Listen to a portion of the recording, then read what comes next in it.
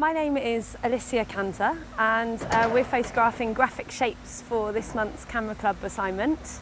So we've come to the Regent's Canal in London where we're going to try and see what we can find just around us in our sort of local environment.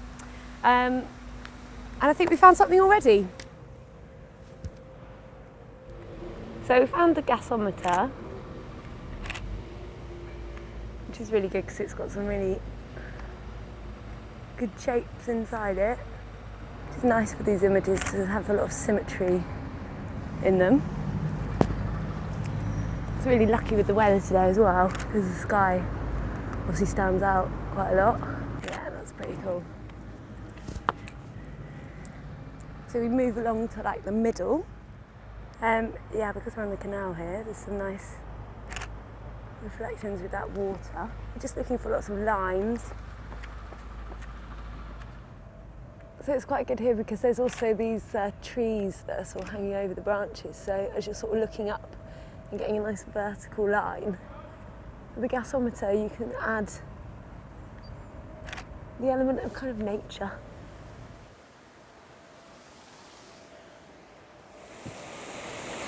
The rushing water coming out of the lock here looks wicked. Ooh. Try not to fall in.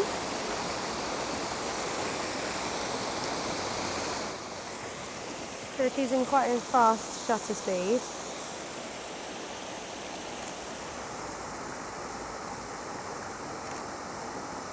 So we're kind of tilting the camera as well, which is going to help kind of make it look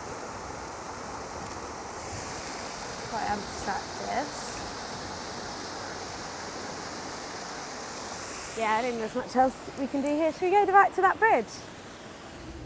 Underneath this bridge there's some really good patterns, sort of repeated patterns, which is going to make some good sort of graphical shapes. And you can have, that's very good, I just need to open up a bit more. You can have the lines coming in to the frame like that.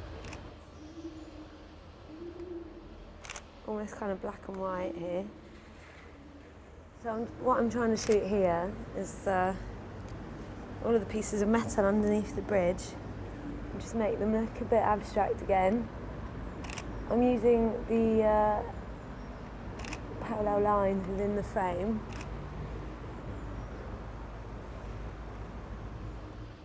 So we're still along the canal and we found this block of flats, which is pretty good.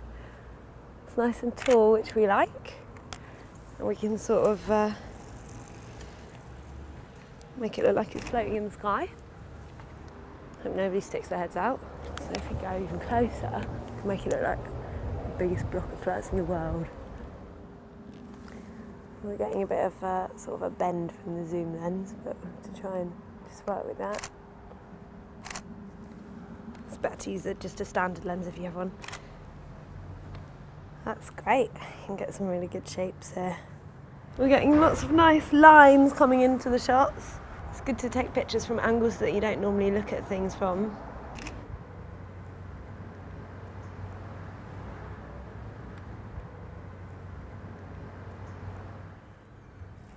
It's quite relaxing. I feel like I'm sunbathing.